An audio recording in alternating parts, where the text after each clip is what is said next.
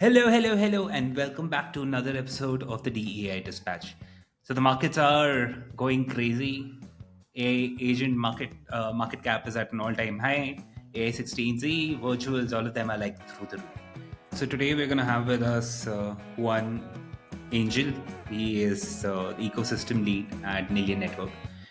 Nillion, for the uninitiated, is building the world's first blind computer. So, what is this Hmm. blind computer capable We're of? gonna learn that today. We're gonna learn that today. It's going to be interesting and it's going to be fun. Hmm. Hey, Juan, what's up, man? Hey. Hey Rohit, how are you doing? GM, what's up? I'm doing good. Happy New Year. Doing well. Yes, Happy New Year to you as well. Juan, earlier I was thinking, while preparing for this podcast, that I'm going to make it like something very, very meaty and specific. But I just want to have a freewheeling, like coffee conversation with you. Yeah, So let sounds me just great. start. So let's just roll right in, Juan. Like let's start with who you are. Introduce yourself to the folks listening to this podcast. What is it that you're doing today, and where do you come from? What's your history and background? Sure, yes. So I'm ecosystem growth lead at Nillion, and I'm sure we'll get into Nillion and what it does. Prior to this, I was in an L1. I was there for about 3 years. So, I've been in the crypto trenches for a while, experiencing basically every cycle of a company's growth in crypto. And I've touched a variety of different responsibilities and roles during my career. Before that, I was in software as a service. So, that's where I first started learning a lot about data, how it's collected, and the importance of privacy, which we'll also get into. And yeah, that's kind of my road up to where I am now. I joined Nillion about a month ago. Extremely excited about the opportunity. I mean, Rohit, you and I have chatted about this a Yeah. few times, but the potential here is enormous, and it aligns with a lot of my personal interests, right? Which are around privacy, self sovereignty, sort of empower people and giving them back control over their data and their digital life, which I think is going to become more and more of a pressing and urgent problem as AI and mass data collection start to converge, and we see some of the negative impacts on that. Like anyone who's watched Black Mirror can probably start to imagine what some of those look like. So anyway, this is a great opportunity for me, right? Because it has great commercial use cases and applicability, but it also at the same time advances something that's personally important to me, which is kind of like, are we building technology to make society better, or are we building technology to make society worse? So, that's what's important to me. Well, And that's always the yeah, trade-off. yep. And I mean, like for the longest time, I remember just before you joined this conversation, I was talking to Bubhuti about the social network, and how in one part of the movie uh, they visualize all of us and our profiles and the data that we supply to these social media companies being harvested, and how these companies make billions of dollars, and we're not even aware of it.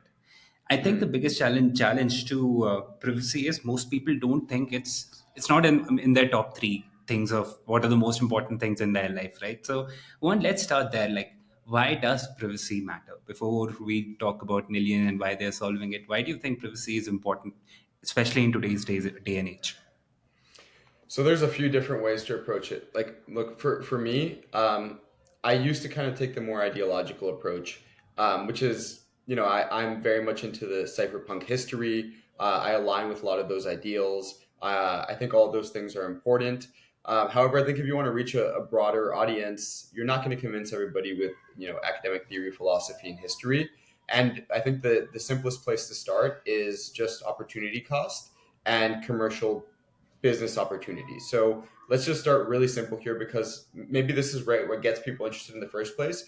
And then they start learning about the history of these things in the same way that, for example, some of this crypto's more speculative games got a lot of us involved early. And Yeah. then that led us to learn about, okay, who was Satoshi? Why did he create this? What did this have to do with the financial crisis? And then, kind of evolve from there. So, um, let's start with the commercial part. So on a very high level, I saw this post the other day that was talking about this guy taking a 23andMe test, DNA test, and he was like, "Oh," and I see a lot of people in the comments saying that this data is then going to be custodied and owned by somebody else. I don't care. My data is worthless, and I see that sentiment a lot.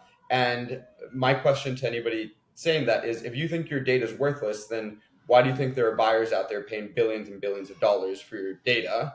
because if it was worthless, clearly they wouldn't be buying it, right? So that's the first True. question. And then the second question is, if they're buying it, who are they buying it from, and why is it not you, and why are you not the person profiting off of that? So at a very simple and high level, it's, I think if you give people the opportunity and the technology to very simply make easy switches in their day to day, where one day they weren't getting paid for data that they didn't even know they were generating or that was worthwhile anybody looking into, and the next day making a small simple switch in terms of the application they use or the technology that the application uses under the hood, allows them to all of a sudden realize they're getting streamed payments in real time for data they were generating.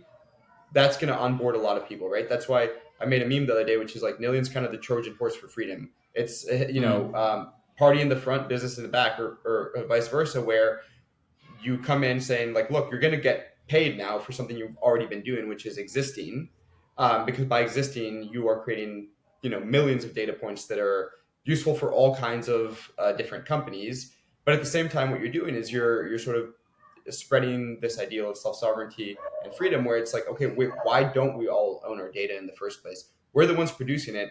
I think it should be viewed as private property, honestly, where it's like, if you're not giving consent for that data to be used, then somebody's taking your private property from you and selling it at your expense. And when I say at your expense, this data isn't, sometimes, yes, it may be used to, for example, create more relevant ads and retargeting and things like that, so you're not getting irrelevant offers all the time. But it could also be used to do things like increase your insurance premiums, deny claims, all kinds of things that are probably not valuable to you. As a matter of fact, they're extractive to you, right? So, yeah. This brings me to a very interesting example. There is a surge in what is known as this new category of e-commerce in India. Uh, it's called 10-minute 10 minutes delivery. delivery. In fact, I was also thinking about the same example. You were talking about Zepto, right? Exactly. And so what they're doing is they look at my data, one, and if I am opening their application with an iPhone, Mhm. they Yeah, will charge, they'll show me a different list of prices pricing. for Yeah. the exact same commodities and goods if I use an Android device. I mean, can you imagine? Like, that's actually a real world impact of hurting my pocket, when in fact, like, if an application e-commerce solution, and there was a way for me to protect my identity, Mm. my history, and still participate in that commerce, it would just make it a lot more um, open and transparent, and also bring down, reduce the cost for me, which I think is a very clear indication. But okay, I want to circle back and talk a little more about uh, education, right? Because Mhm. you talk about, okay, we will be able to incentivize, and uh, those incentives will drive people to then participate in this new privacy Mhm. economy. But I feel like with any habit, it's all about, it's going to be a slow change.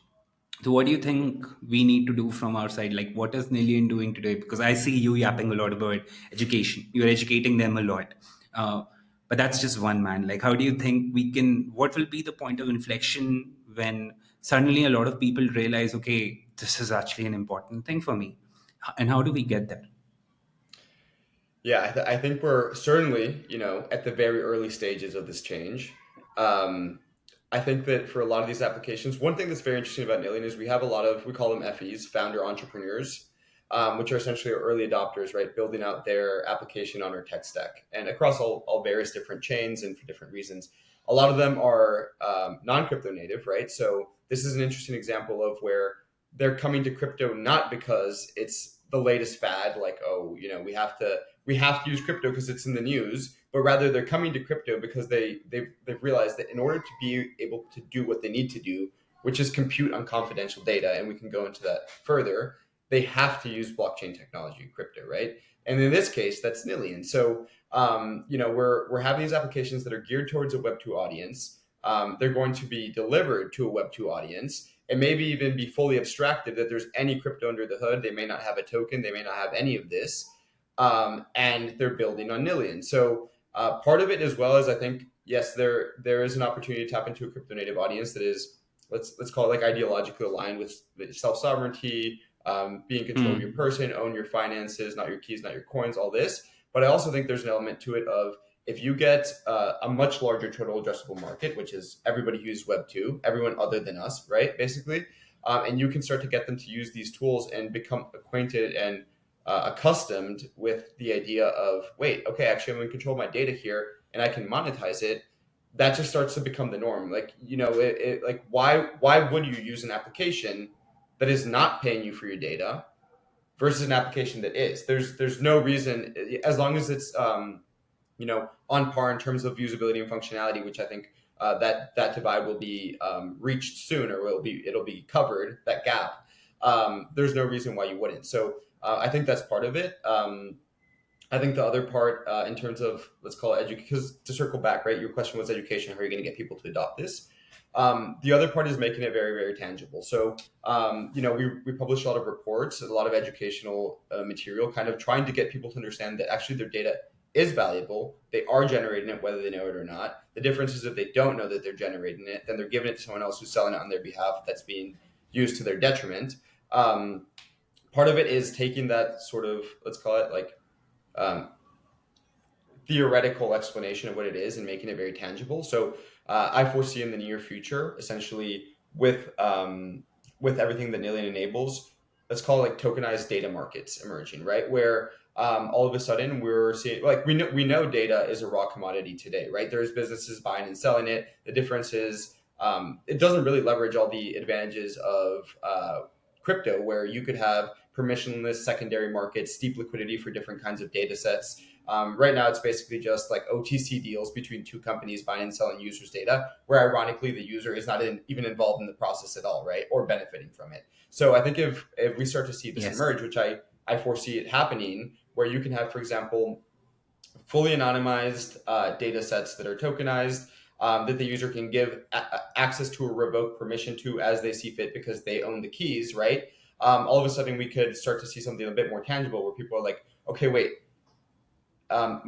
it's not that they're telling me that data is worth something and I should be protecting it. It's that I can literally see how much 1 megabyte of my, for example, Whoop heart rate variability data is worth, right? I can see that because there's a liquidity pool for it, and I can sell it or I can buy it, and now there's a market value that's attached to it that's not in like some Nielsen or Gardner report, right? It's literally in an interface that you can look at. Maybe you can see it in DeFi Llama eventually, or CoinGecko, whatever it is, right? And that makes it very, very tangible that if you are not the owner of your data, somebody else is, you're not profiting from it. Not only are you not profiting from it, it's to your detriment because it's not encrypted, right? So it's tied to you as an individual, and that opens another can of worms. We can go into that as well, but for now, I'll pause there. Do you feel like you spoke about the idea that for for privacy to go mainstream, these marketplaces will then probably play an important role, and so um, is the first big opportunity in the consumer space, or is it going to be enterprises first? You also brought up your background in SaaS, so I'm interested. Like, how do you see what do you think would be the role of this private compute capability in the world of SaaS? How will that change? And yeah, I'll pause there. And interesting to what are your thoughts there? Yeah, so this is, by the way, I should, I guess, prefaced all of this by saying everything I say is my personal opinion, not representative of Of my company, course, et cetera, for right? sure. But so I think it'll We're just actually, having a philosophical discussion because exactly. so far everything that we have spoken about, it, I mean, to me it is, I sense that it's all very personal. It's about me as an Yep. individual. Yes. So is it, are the first set of use cases and these founder entrepreneurs that you spoke of before, Hmm. are they also focusing on individuals as their customers for this data? And is that going to be the adoption curve before, like, businesses and enterprises start kind of also offering their proprietary data for a lot of Yep. like different varied use cases?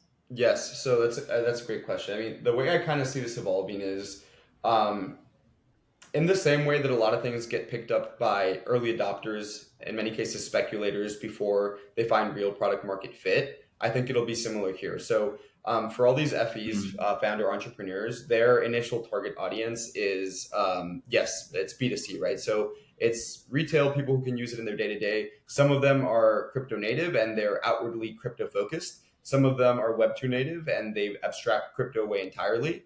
Um, I think that'll be the initial. I think what the products that these FEs and their composability amongst each other, which we can also talk about, will engender, will allow for a speculative market kind of momentum to create a new narrative in the same way that AI agents are a narrative, in the same way DeSci is a narrative. I think this will create a combination of several of these different categories kind of weaving into each other, that there will be speculation around that by these early market adopters. And I think that will eventually drive much more serious interest from the institutional enterprise side in terms of them being the data buyers, right? So part of the advantage of this, what we've been talking about, is that you have your data, right? If you're using Nillion enabled or Nillion powered apps, you have the keys to your data, and then you can then selectively disclose that information to varying degrees of how you disclose it and who you disclose it to, and get compensated for it, right? So eventually, at the end of the day, there needs to be a buyer on the other side of these markets, right? So there needs to be, for example, if we're talking about DNA, encrypted DNA sequencing. There's a company called Monetic DNA building that. If we're talking about any of these health and fitness and just holistic health apps that are building on Nillion, there needs to be a buyer who says, okay, like I need to know what people's resting heart rates are in this geo for this reason, and I'm going to use that to do medical research or supplement research or whatever it is. There needs to be that buyer, right? But I think for that buyer to come in size, let's call it, there needs to be first like a speculative wave of early adopters. But I think that this is going to be a very exciting narrative for that reason.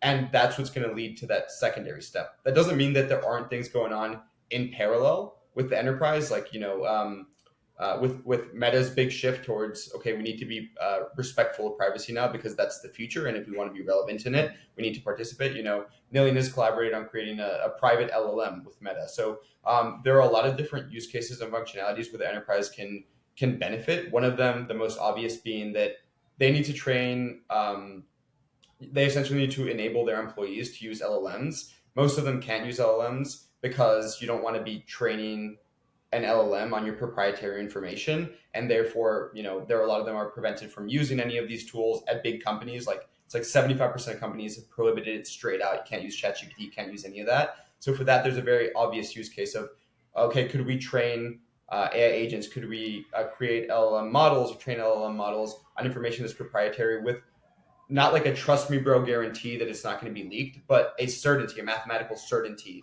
that that information won't be leaked. So yes, there is enterprise viability and feasibility, and it already exists and is being worked on today. But what I'm particularly interested in is the B2C side and how that's going to create a whole new wave and sort of mindset shift in how people perceive their data today. That's an And amazing answer. But Rohit, let's take a pause here because I think our audience would love to know and what is Nillion. We know because we are talking about it, but let's start from there. Or like if you wanna have if you have any question like regarding like what just Juan said, so you can ask like and we can jump to Nillion. Do you want yeah, to I start, mean, like Rohit?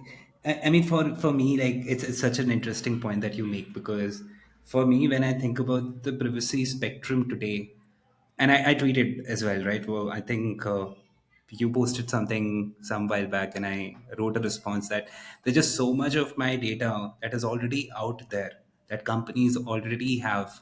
Like, what incentives change my behavior?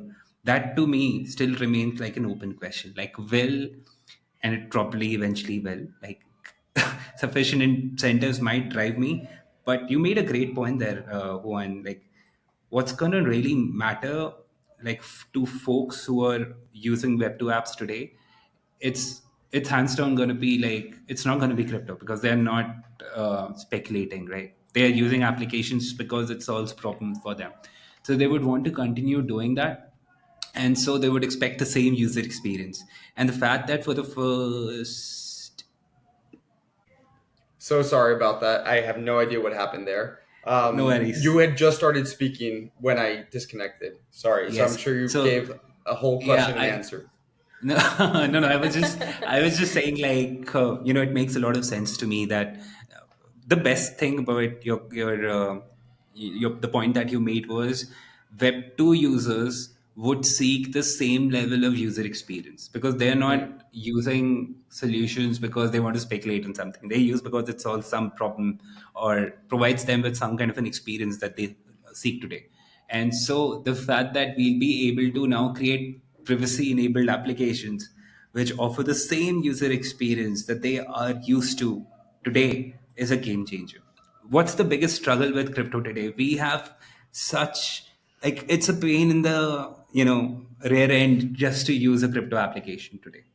You have to figure out like which wallet to use. You need to make sure your funds are in the right place. You need gas, this and that. So the idea that you will be able to use a blockchain based solution and get paid for it and use it in the have the same experience that you have with your traditional applications is probably going to be a big adoption factor. All right, so I want to move to AI agents, but before we move to that section, let's talk about Nillion. I love your tagline, okay, dude, by the way, like the world's first blind computer. Blind So I want to computer. first start by asking you who came up with this in the That's a that organization.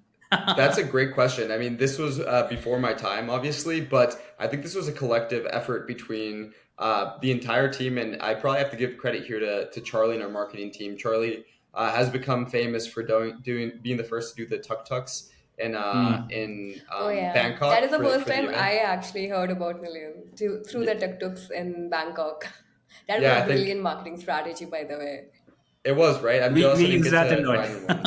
Yeah, yeah, yeah. All right, But yeah, all right. so So that's part of the answer there. Yeah, let's dive into the blind computer thing, right? yeah. What is Nillion? How would you explain Nillion to our audiences today?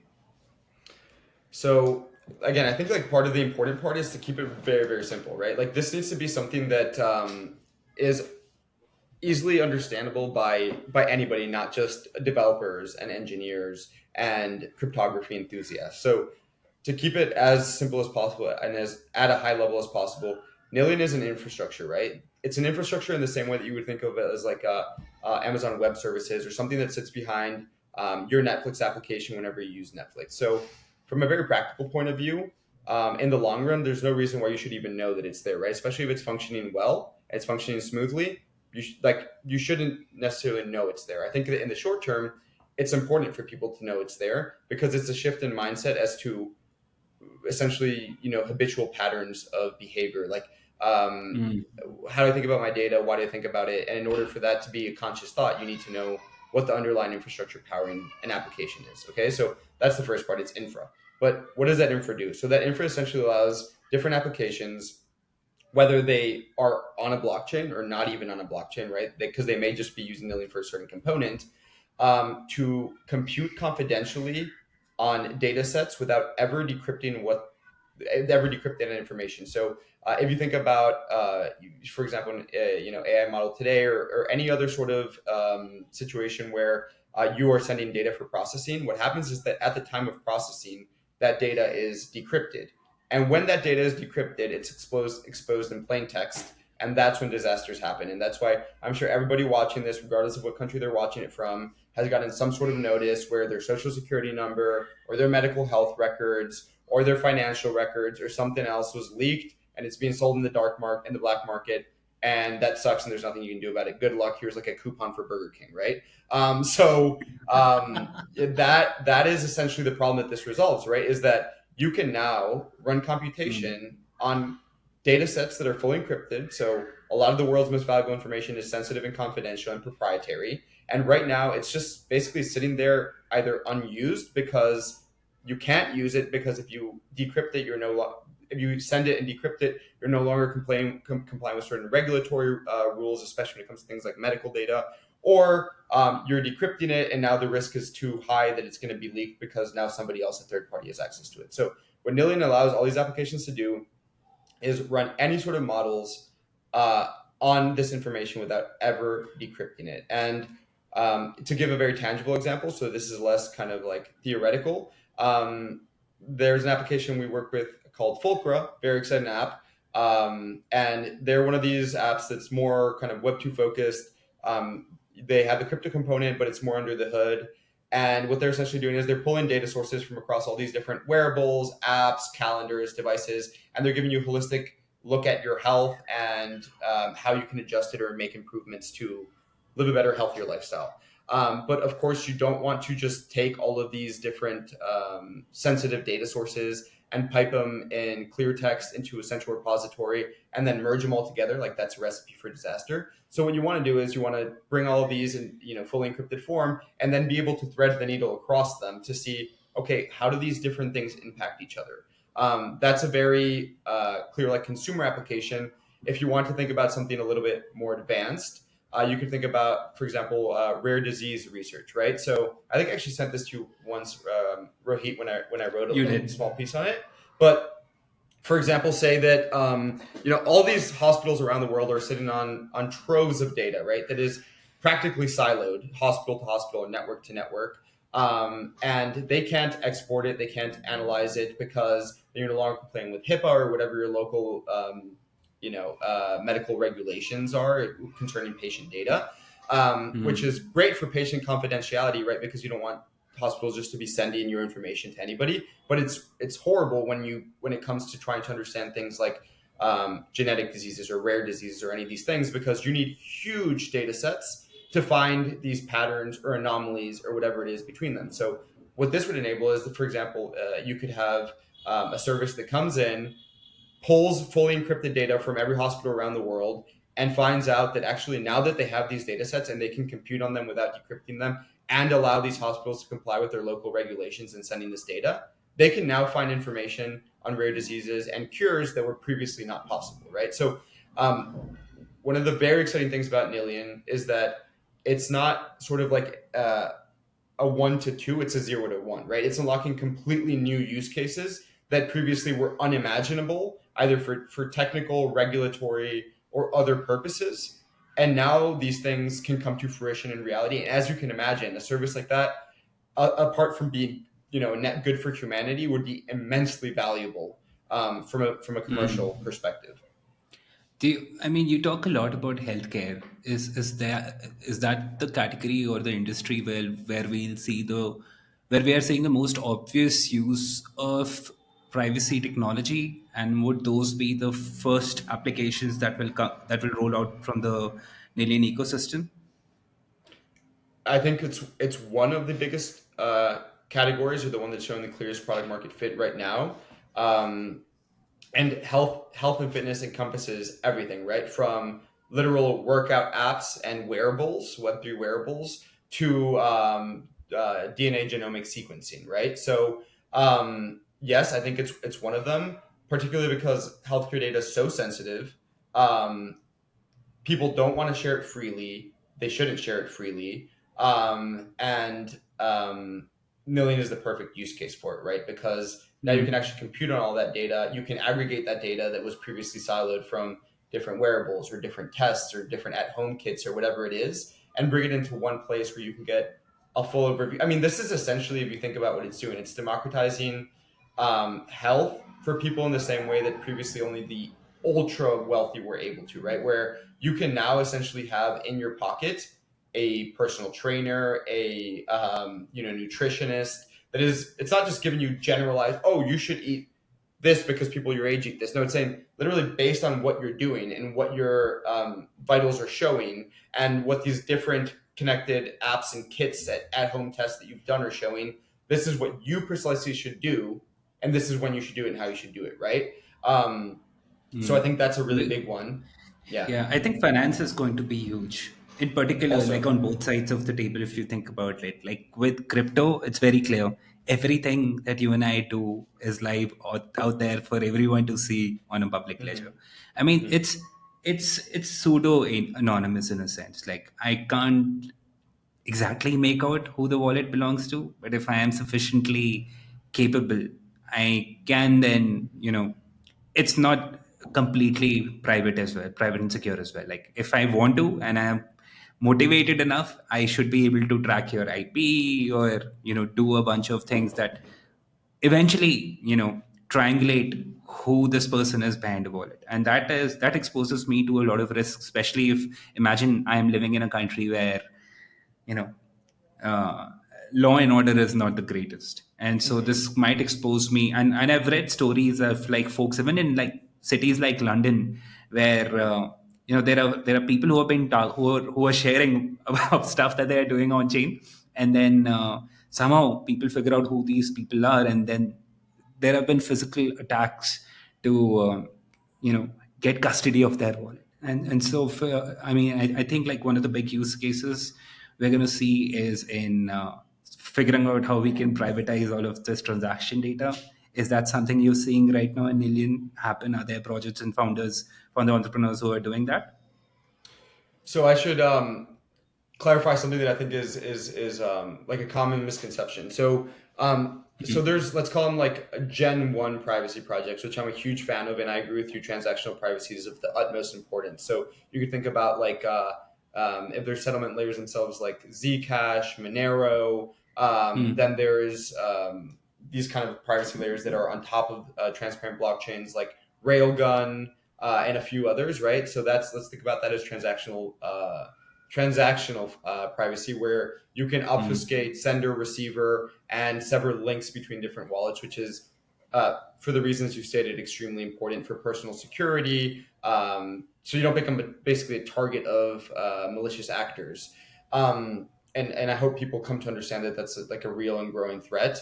But what Nillion does is kind of like Gen 2 privacy projects, which is more focused on the data privacy aspect of it, which means that when it comes to its applicability to something like DeFi, it wouldn't, for example, sever the tie between a wallet and a transaction, or like the transaction history of a wallet. What it would do is, for example, allow, let's call it like, just a good example is like dark pools, right? So where you are not actually revealing the transaction until actually after it's been confirmed and finalized, so that you're not getting front run, so that you're not being hunted out for your stops, things like that. But it's not the same sort of kind of like transactional privacy as some of these obfuscation layers or settlement layers. There absolutely is tons of use cases for why you'd want to have Nillion's type of privacy on a transparent blockchain, but it's slightly different in that sense. Understood. Now, here we are talking about a lot of data sets and a lot of data. How is decentralization being used here? We aren't. Are we even ready? Like, as like the blockchain isn't ready to have all of this data. Yeah, So that's an interesting question. Like, what's the use of blockchain, which is inherently a ledger for yeah, how is transparent, transaction between trustless transactions? What's the role of this decentralized ledger in Nillion's ability to do blind compute? Is that what you were asking? Did I get it right? Yeah. yeah.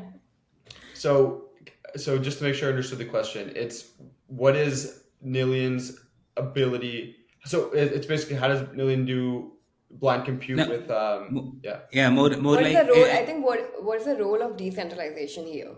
Like, how are you Okay, using okay, okay, crypto okay, or blockchain okay. as for Nillion? Because I don't think blockchain is ready yet to have all this data on blockchain, right? So you must be like using some parts of the data sets, keeping them in like encryption. You talked about Yes. encryption and decryption. So yeah, Okay, so that's a great question actually, because this is one of the things I think people most often wonder when they hear, okay, oh, Nillion's a crypto project, and they're like, so they're like dexes on their money markets or something like that. It's like, no, it's a very different kind of crypto project, right? Like, it's one where in reality you wouldn't really ever have a reason as an end user to be going onto Nillion's blockchain and interfacing directly with it, because Nillion's blockchain consists primarily of two different components, right? One is the coordination layer, which is it happens to be built on the Cosmos SDK, but it's basically just the way that you align economic incentives between validators to then do the important part, which is the orchestration layer. We call it the PETNet, privacy enhancing technologies. And essentially, what you're doing with the coordination layer, right? It will have its native token, and that's how you incentivize these different validators to essentially coordinate on the economic guarantees of the chain and its integrity. Then you have the pet net, which consists of these clusters of nodes, right? And these nodes are what you use to do to perform the multi-party computation component of it, which is how you compute on data without decrypting it, right? So what happens on these nodes is essentially the user has the key. This is never basically, let's put it this way. If somebody were to query the information because the user volunteers that information, they wouldn't actually see the user's information. They would only see the output of the query, right? So it's not like I'm Juan. Here's the information from my Whoop and my sleep score and all this stuff, and now you have it. No, it's I'm going to run a query. The query will return results, and those results are what I can see. So this stuff, it doesn't necessarily live anywhere public on a ledger for anyone to see, right? Yes, you could write the outputs of queries to a blockchain if there was a use case for it. Like I can try to imagine some where it could be valuable to do so. Yeah, I mean, But I yeah. think about it. I'm sorry to butt in, but I like it's very similar in terms of its structure to how BitTensor is. Like BitTensor, in terms of a decentralized machine learning protocol, they also have an AI layer, and then they have the blockchain layer. The whole idea of the blockchain layer is to create an incentive system, and it also works very similar to how the curve emission wars happen. Like emission goes when the maximum number of nodes agree that okay, the model that this specific node in the network provided is actually valuable and adding value to the overall network, and so more emissions and rewards go to them. So it's kind of a similar like structure from a structure perspective. Of course, a very different use case, but similar structurally. Interesting. Okay, so the Did blockchain is that to incentivize the economic security of the chain, and then you correct? have the pet net, which is essentially privacy enhancing technologies, and there are many, and we will talk about. I want to briefly talk about that as well. And so what happens, like for me as a user, let's say there is an application that I interact with, let's say a healthcare app, and so I would probably be interacting with this healthcare application, who would in turn be interacting with the petnet.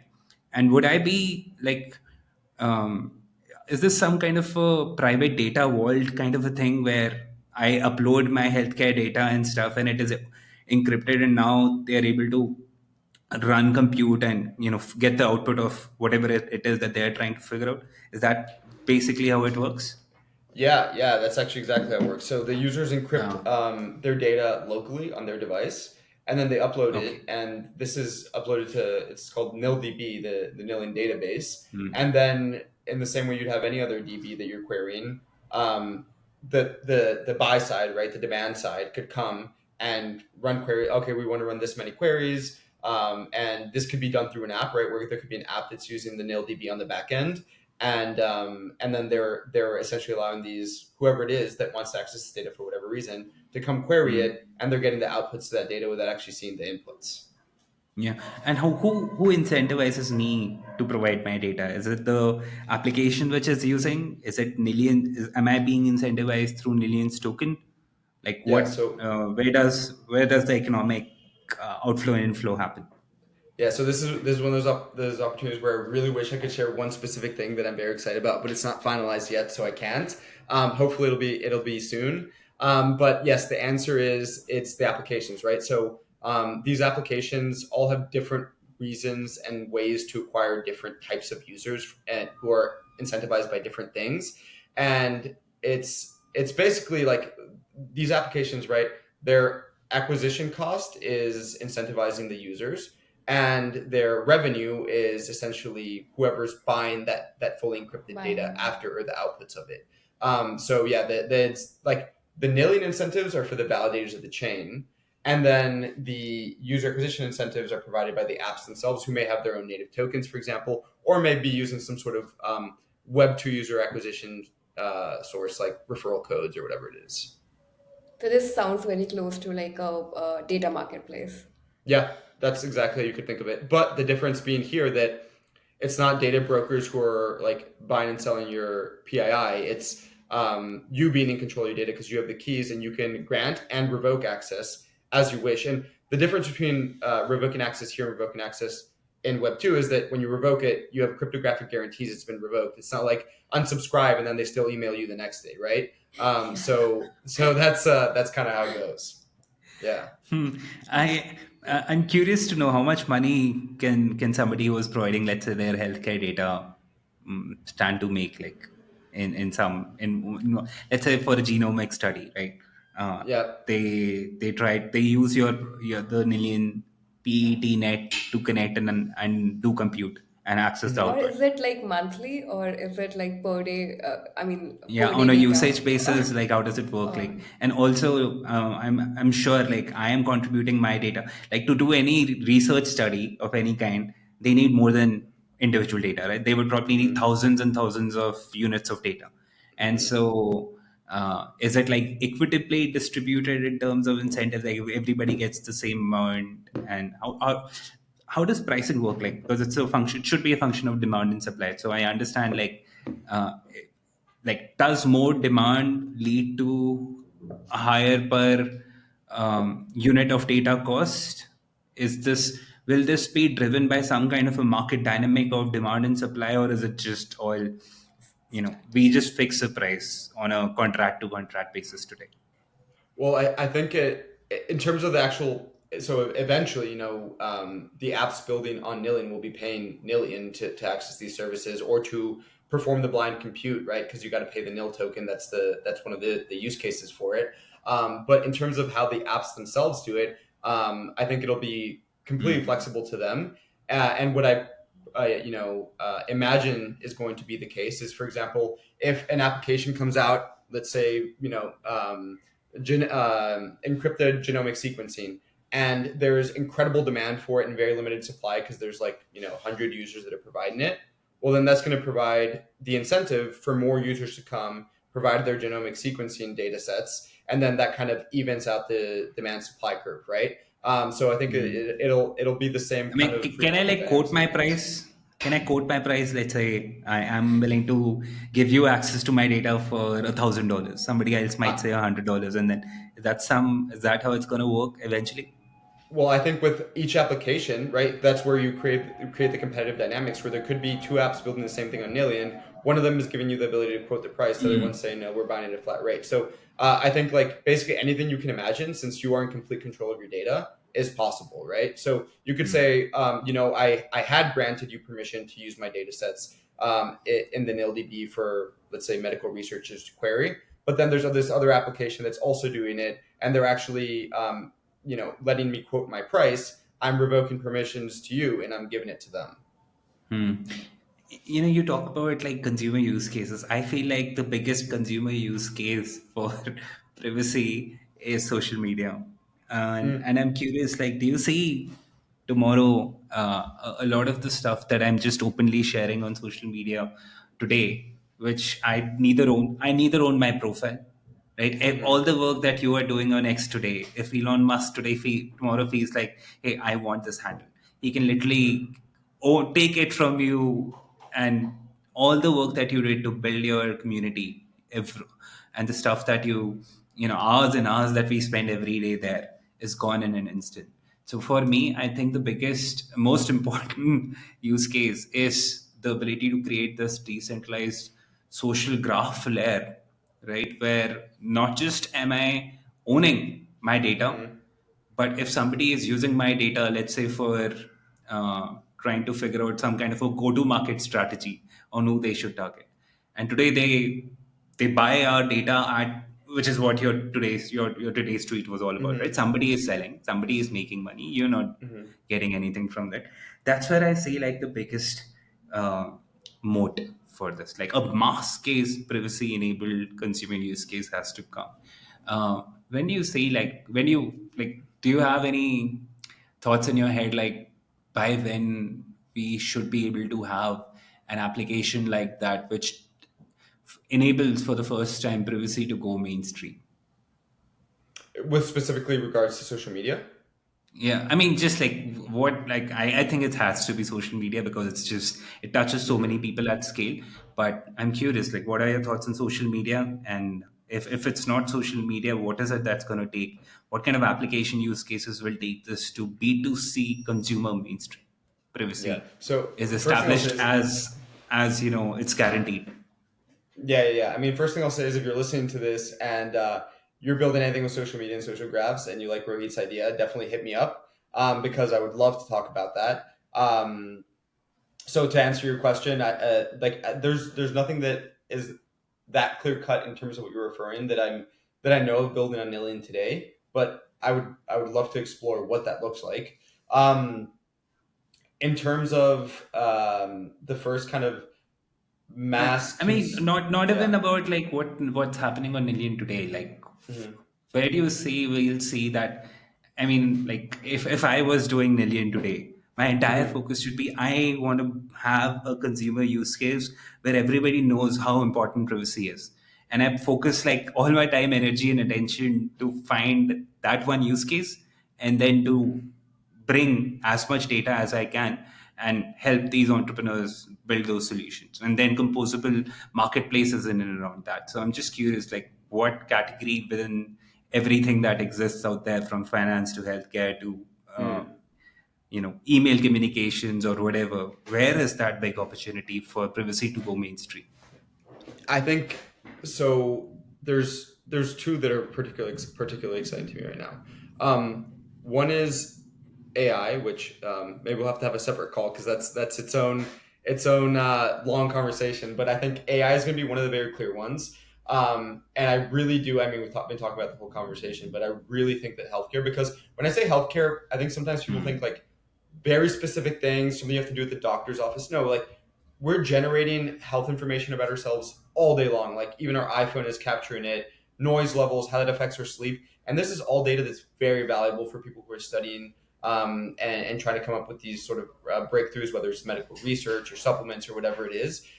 So I think Hmm. just by you realizing that you having like this device on you and walking around all day, you're generating valuable data that has a market price and a value that you can literally get paid for today. I think that will be an like awakening moment where people have been told like as long as we can remember since Cambridge Analytica and before that your data is valuable, your data valuable, and everyone's like, okay, well, I'm not getting paid for it, so what do you mean it's valuable? Like, I get like in theory that's what you're saying, but I think the moment that like a dollar hits your bank account because you shared your noise pollution levels that were captured automatically by your phone, that's when a light bulb goes off, and you're like, oh no, it's really valuable. Like I have to protect this because if I don't, um, worst case scenario, that data is used against me in a way that makes my quality of life worse. Best case scenario, I don't get paid and somebody else gets paid for something I've done, right? So that's the first part on the healthcare front. And then AI, again, separate conversation, but I think it'll become increasingly clear that even let's just talk about like our little bubble, our little world called crypto, right? AI agents are all the rage right now.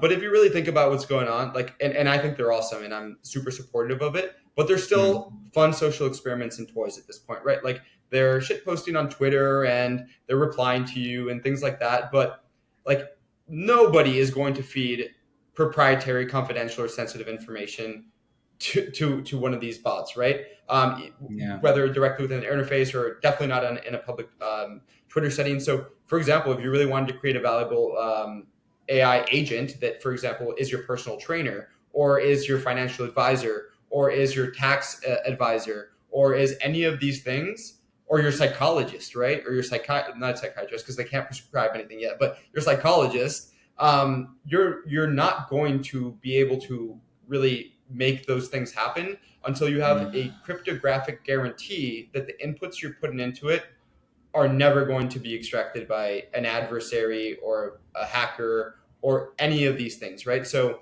I think AI, once people realize what Nillion enables within AI agents and the use cases and how it takes it from being fun social experiment and toy to really valuable technology, that's when I think things are really going to kick off. And I think that'll start on crypto Twitter because I'm sure some of these agents will be tokenized.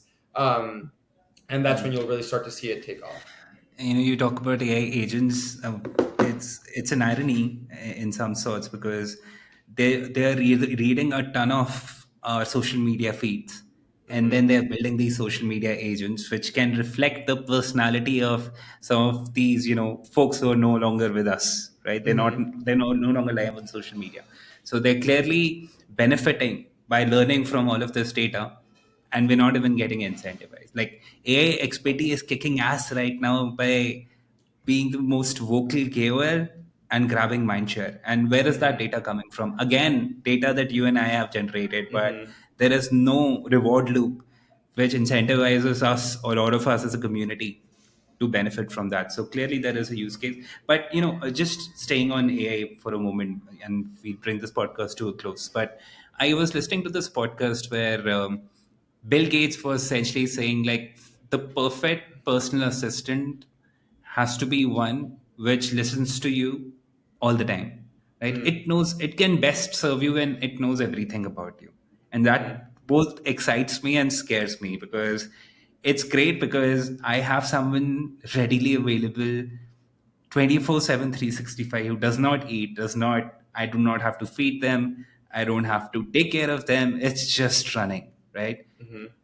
It has access to everything that I know ever, everything that I've ever created. It knows everything about you and everything that you have ever created. And so my, like, the dystopian, you know, outcome of the scenario is when they become sentient enough, Mm-hmm. what happens, right? They know everything about you and I.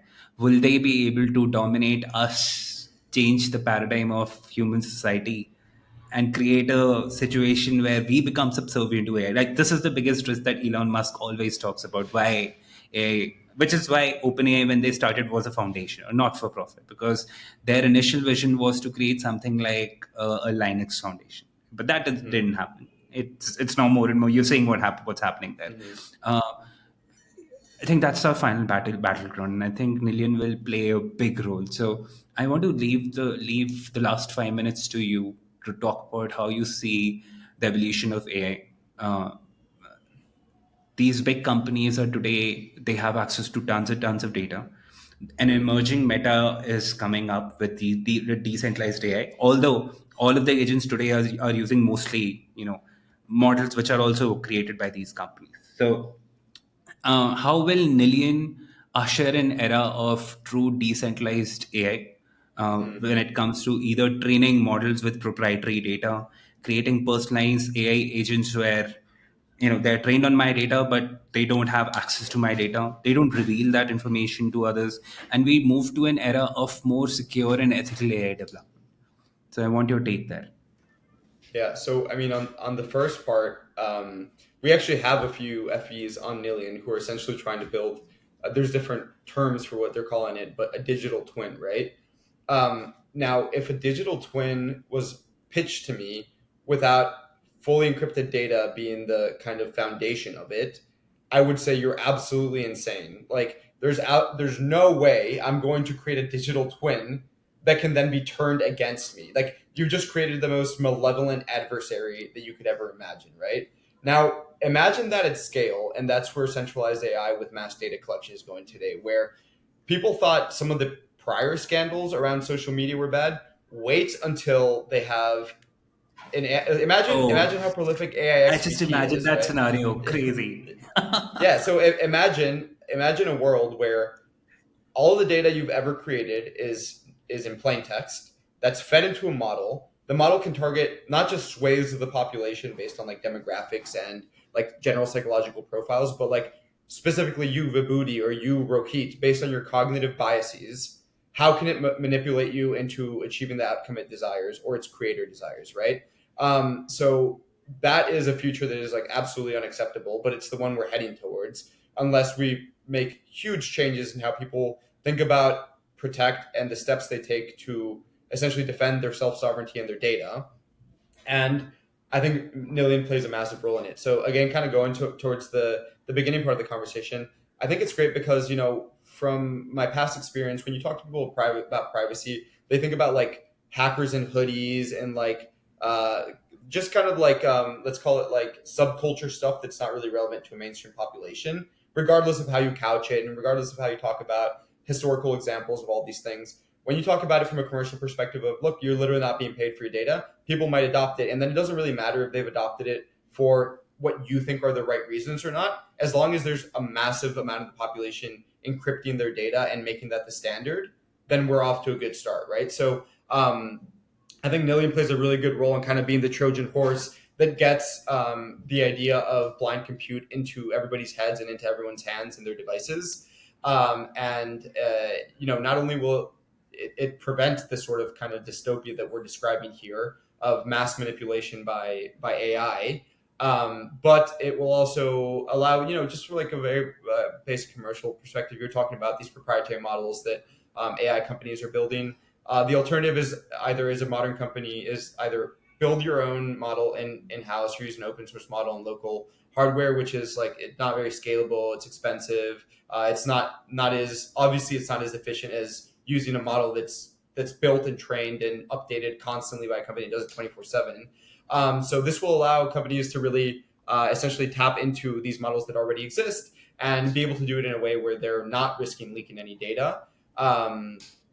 So they can essentially take advantage of the hottest offerings in the market without putting themselves at risk that their competitors are going to end up with their information, all this sort of stuff. Like corporate espionage is a real problem. Nobody can risk that being a problem, especially today.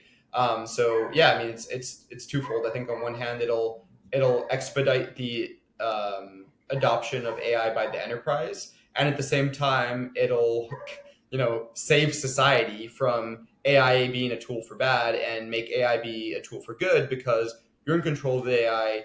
You decide what's fed into it and how it's fed into it. You can revoke your permission anytime, and you are essentially creating this protective barrier around you where information you're feeding into the ether is somehow empowering or helping you rather than being used against you, which is the standard today. That's such a great answer. I think this is a good point to bring this conversation to an end. It was super fun having you to this show today, Juan. Yes, That's thank it, you. guys. Thank That's you it. both for having And me. from today's episode of the DAI Dispatch, and I'll see you another week with another guest. Signing off. Thanks so much. Thank See you, you later. Juan. If